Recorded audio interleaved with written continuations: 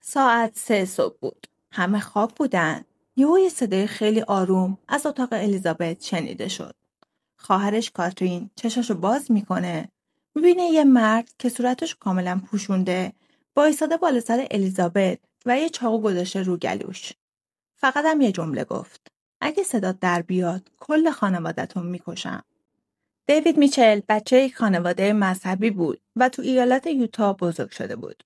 کلاً از بچگی خیلی عجیب غریب رفتار میکرد. بعد از اینکه بزرگ میشه میره تو ارتش، اما خیلی زود از اونجا هم اخراج میشه چون که میفهمن مشکلات روانی داره و مواد مصرف میکنه.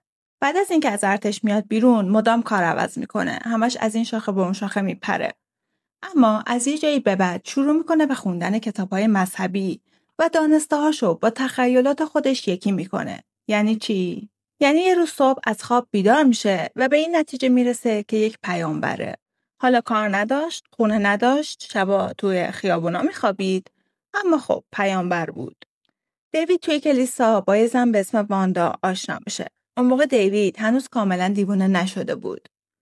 یعنی یه جورایی حد زده بود که پیامبره، اما خب مطمئنم نبود. از طرفی واندا خیلی جو میداد. یعنی ساعتا میشه پای صحبت‌های مذهبی دیوید همشو قبول میکرد و کاملا جذبش شده بود. دیوید هم میبینه به به چه زن ساده ایه و خیلی راحت میتونه توی مشتاق خودش نگهش داره. چیکار کنم چیکار نکنم؟ باش ازدواج میکنم. واندا هم توی خانواده با مشکلات روحی روانی بزرگ شده بود. خودش هم مشکلات روحی روانی داشت. دقیقاً از این دسته از آدما که شخصیت خیلی وابسته‌ای دارن و تا یه پسر بهشون میگه دوستت دارم، یه دل از دل عاشقشون میشه. به خاطر همین چندین بار ازدواج کرده بود، 2 تا هم بچه داشت. بعد از ازدواجشون واندا کاملاً تحت سلطه روانی دیوید قرار میگیره و هر چی دیوید بهش میگه مثل فرمان خدا همش رو اجرا میکنه.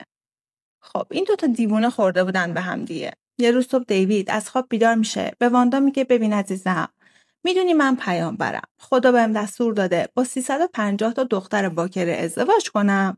اما خب جایگاه تو محفوظه. تو زن مطیع منی.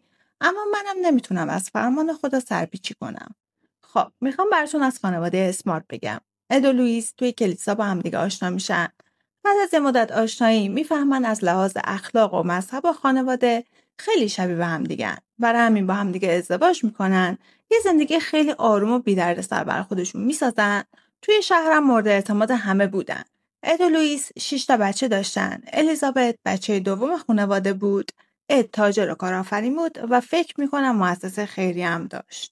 الیزابت متولد 3 نوامبر 1987 بود. یه دختر کاملا معمولی و باهوش. پیانو میزد، توی گروه موسیقی مدرسه‌شون بود. نمره‌اش تو مدرسه خوب بود و ارتباط اعضای خانواده با همدیگه خیلی خوب بود. خانواده مذهبی بودن اما به شدت شاد بودن و کنار همدیگه زندگی خیلی آروم و تشکیل داده بودن.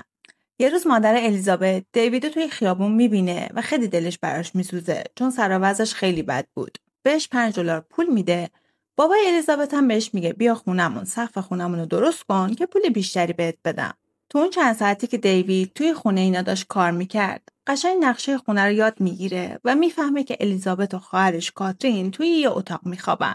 بعدها دیوید میگه از همون لحظه‌ای که الیزابت رو دیدم تصمیم گرفتم اونو به عنوان همسرم قبول کنم. برای همین برنامه‌ریزی میکنه و از پنجره آشپزخونه میاد تو الیزابت رو میدزده. خب الیزابت رو میبره به یه منطقه کوهستانی که خیلی هم نزدیک خونه الیزابتینا بود. واندا هم از قبل کمپ آماده کرده بود. یه چادر، یه پتو و یک کابل فلزی برای بستن الیزابت. صبح روز بعد واندا الیزابت رو از خواب بیدار میکنه و یه مراسم ازدواج ترتیب میده. 9 ماه تمام الیزابت رو با کابل به درخت میبندن یا توی گودال مخفیش میکنن. هر روز بهش میکنه، حتی بعضی از روزها چندین بار این کار انجام میده. و برای اینکه الیزابت کاملا مطیع خودش بشه بهش مواد و مشروب میده.